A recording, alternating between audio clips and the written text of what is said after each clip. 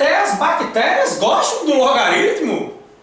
Em um experimento hipotético, com 5 espécies de bactérias em meio de cultura, cada uma com população inicial de 10 células, registraram as populações apresentadas na tabela a seguir, 1 hora após o início do experimento, deixando claro que começamos com 10 e após 1 hora que temos essa quantidade que você está vendo aqui na tabela de cada uma das bactérias. Considerando-se que o número de bactérias duplica a cada geração, define-se o número de geração N quando a população chega a N células pela fórmula. Então vamos deixar claro uma coisa. O número de geração é Nzinho minúsculo, é o que está sendo dito aí, tá? E a expressão que nos dá o número de bactérias é N igual a N0, que multiplica 2 elevado a N. Você com certeza já deve ter assistido nossas aulas de função exponencial. Lá discutimos bastante as chamadas funções tipo exponencial, tá? Que é o caso aqui. N0 é o número inicial, inclusive a gente frisou bem isso, aquilo que está ao lado da potência é o número inicial. O tempo de geração é definido como o tempo necessário para a população dobrar de tamanho e pode ser obtido dividindo-se o tempo decorrido para a população passar de N0 a N pelo número de geração correspondente.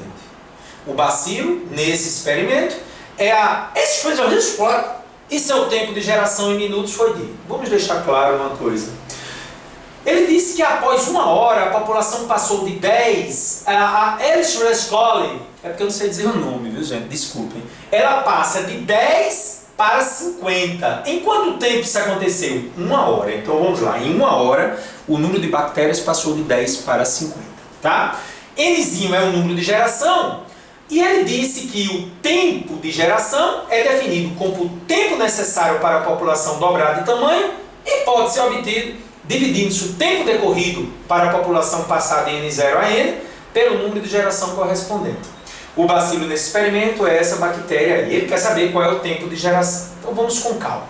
Foi dado o log de 2, que é 0,3, e aí estão as alternativas. Então vamos lá comigo. Na expressão lá da função exponencial, o número de bactérias é dado por N0, que é o valor inicial, vezes 2 elevado a N. Como sabemos, após 1 hora, temos o número final de bactérias que é 50. Após 1 hora passa a ser 50. Né? Vamos observar isso novamente na nossa tabela. A nossa tabela nos mostra isso. A bactéria Escherichia coli passa a ter o valor de 50 após 1 hora. Então ela começou com 10, após 1 hora passa a ser 50.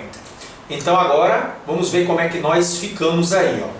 Então temos 50 igual a 10 vezes 2 elevado a N.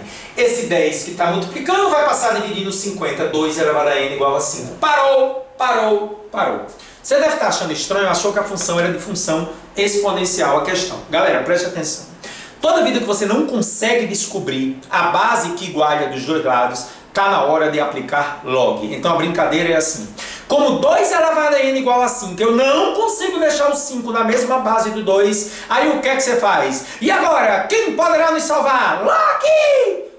Você deve lembrar desse pessoal lá do México, né? Então lembre, na hora em que você não vê mais saída para a sua vida, e agora, quem poderá nos salvar? Log! É o que nós vamos fazer agora, ó. 2 elevado a N igual a 5. Jogo log de um lado e jogo log do outro, né? Justamente para a gente entrar no mundo do logaritmo. Toda vida que a potência não consegue igualar as bases, joga log dos dois lados.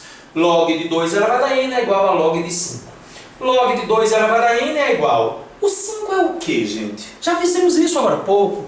5 é 10 sobre 2. Observe que eu não tenho um log de 5. Eu tenho um log de 2. E como o de 10 você já sabe que é 1, eu vou fazer o quê? Log de 10 sobre 2. Ou seja, 10 sobre 2 já vou separar subtraindo. Log de 5 é 10 sobre 2, separo subtraindo log de 10 menos log de 2. Esse N está trepado, desce chutando. N vezes log de 2 igual ao log de 10 menos log de 2. Ora, conheço o log de 2, que foi dado 0,3. O log de 10 é 1, log de 2 é 0,3. Então ficamos N vezes 0,3 é igual a 0,7. O N é 7 terços. Logicamente, tiro a vírgula, uma casa decimal, 7 terços. O que é 7 terços? Cuidado, não é a resposta. Isso é o que o enunciado da questão chamou de número de geração. percebeu? É o tempo necessário para passar de n0 até o valor final. De 10 para 50, o número de geração me forneceu 7 terços. Mas, se o tempo necessário para passar de 10 para 50 foi 1 hora, nesse tempo, o número de bactérias passou de 10 para 50. Como é que foi definido? Como é que foi definido o tempo de geração?